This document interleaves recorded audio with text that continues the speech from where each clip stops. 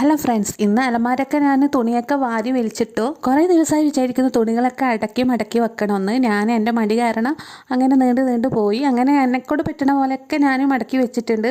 എനിക്ക് നല്ല മൊഞ്ചിലൊന്നും മടക്കാൻ അറിയില്ല, എങ്ങനെയൊക്കെയോ അങ്ങനെ തട്ടിക്കൂട്ടി മടക്കി വെച്ചിട്ടുണ്ട്. അപ്പോൾ എൻ്റെ പെർഫ്യൂം ആഭരണങ്ങളൊക്കെ ഉള്ള ശേഖരണമാണ്. എൻ്റെ മുസാഫ് ഖുർആനൊക്കെ എവിടെയാണ് വെക്കൽ. ഇത് എൻ്റെ കല്യാണത്തിൻ്റെ ബെഡ്ഷീറ്റാണ് കേട്ടോ. റൂമിൽ പിരിച്ച ബെഡ്ഷീറ്റ് ഇടയ്ക്കിടയ്ക്ക് ഞാൻ അലക്കിയിട്ട് അങ്ങനെ വെക്കും. 20 വർഷമായി ആ ബെഡ്ഷീറ്റ് ഞാൻ അലക്കി ഉടക്കി അങ്ങനെ വെക്കുന്നത്. അപ്പോൾ അതൊക്കെ കഴിഞ്ഞ ശേഷം ഇതാ മീൻകാരൻ വന്നിട്ടുണ്ടായിരുന്നു. ഓനെ 6 ദിവസത്തിന് ശേഷം ഞങ്ങൾക്ക് കണി കാണാൻ കിട്ടിയത്. അപ്പം ആഗോലി, നല്ല ആഗോലി നണ്ടോ കൊണ്ടുവന്നിനി. അപ്പോൾ 1 കിലോ ആഗോലി എടുത്തോ പറഞ്ഞു. ഞാൻ പറഞ്ഞു 1 കിലോ ഒന്നും വേണ്ട, ഇവിടെ 3 ആളേ ഇല്ലു, 3 മീൻ ആഗോലി മതിയെന്ന്. അങ്ങനെ 3 മീൻ ആഗോലി ഞാൻ വാങ്ങിയിട്ടുണ്ട്. പിന്നെ 1 കിലോ എടുത്തോ എന്ന് പറഞ്ഞാൽ നമുക്ക് വാങ്ങാൻ പറ്റണ്ടേ, അത്രക്കും വിലയല്ല, എടുക്കാൻ പറ്റണ്ടേ. അപ്പോൾ ഞാൻ കുറച്ച് നണ്ട് വാങ്ങിയിട്ടുണ്ട്. ചെറിയ സൈസ് ഞണ്ടാണ്. അപ്പോൾ ഇങ്ങനെയാണ് പൊളിക്കുക. ആദ്യം കാലങ്ങ് പിഴുത് കളയുക, പിന്നെ അതിൻ്റെ തോടും കൂടി പിഴുത് കളയുക. എന്നിട്ട് അതിൻ്റെ എന്താ പറയുക, അവിടെയൊക്കെ ക്ലിയർ ആക്കിയിട്ട് നല്ല കഴുകി വൃത്തിയാക്കി എടുക്കുക. കല്ലുപ്പ് എൻ്റെ അടുത്ത് ഉണ്ടായിരുന്നില്ല, പൊടിയുപ്പിൽ തന്നെ ഞാൻ അങ്ങ് പുരട്ടി കഴുകിയിട്ടാ. അപ്പോൾ കല്ലുപ്പിൻ്റെ ഓർമ്മ മീൻ കഴുകാൻ പോകുമ്പോഴാണ് ഓർമ്മ വരില്ല. എപ്പോൾ ഒരു മറവി രോഗമാണ് കേട്ടോ. സാധനങ്ങൾ ആവശ്യത്തിന് നോക്കുമ്പോഴേ ഓർമ്മ വരും. അപ്പോൾ ആഗോലി നല്ല വരഞ്ഞു കൊടുത്തിട്ടുണ്ട്.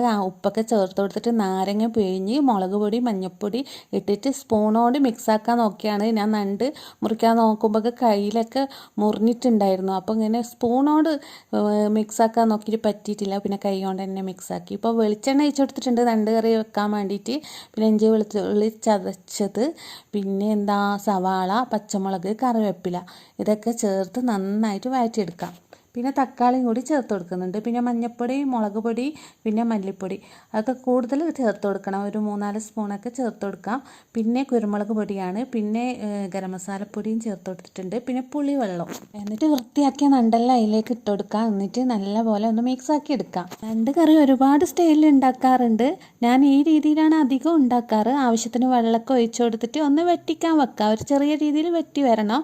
അപ്പോൾ കുറച്ച് പാത്രങ്ങളൊക്കെ ഉണ്ടായിട്ടുണ്ട്. അത് പെട്ടെന്ന് തന്നെ കഴുകി എടുത്തിട്ട് മീൻ മുറിച്ച സ്ഥലമായതുകൊണ്ട് അവിടെ കുറച്ച് ലൈസോളൊക്കെ ഒഴിച്ച് കൊടുത്തിട്ട് നല്ലപോലെ ഒന്ന് തുടച്ചെടുക്കാം. ഞാൻ മുറ്റത്തൊന്നും പോയിട്ട് മീൻ മുറിക്കാറില്ല കേട്ടോ, ഇവിടെ തന്നെയാണ് ഞാൻ മുറിക്കാറ്. അപ്പോൾ നമ്മൾ നണ്ട് കറി റെഡിയായി വന്നിട്ടുണ്ട്. ചെറിയ രീതിയിലൊക്കെ വെട്ടി വന്നിട്ടുണ്ട്. കുറച്ച് കറിവേപ്പിലൊക്കെ ഇട്ടിട്ട് അങ്ങോട്ട് മാറ്റി വെക്കാം. ആഗോലി ഞാൻ പൊരിച്ചെടുക്കുന്നുണ്ട് കേട്ടോ വെളിച്ചെണ്ണയിൽ. അപ്പോൾ ആഗോലിയും കൂടി പൊരിച്ചെടുത്തതിന് ശേഷം നമുക്ക് ചോറ് വിളമ്പാട്ടാ. അപ്പോൾ ഇന്നത്തെ സ്പെഷ്യൽ നല്ല നണ്ട് കറിയും ആഗോലി പൊരിച്ചതാണ്. അപ്പം നണ്ട് കറി മാത്രം മതി ചോറുണ്ണാൻ. അത്രയും ടേസ്റ്റ് ഉണ്ടായിരുന്നു. ചെറിയ നണ്ടാണെങ്കിലും നല്ല ടേസ്റ്റ് ഉണ്ടായിരുന്നു കഴിക്കാനൊക്കെ. അത്യാവശ്യം ഇറച്ചിയൊക്കെ ഉണ്ടായിനി.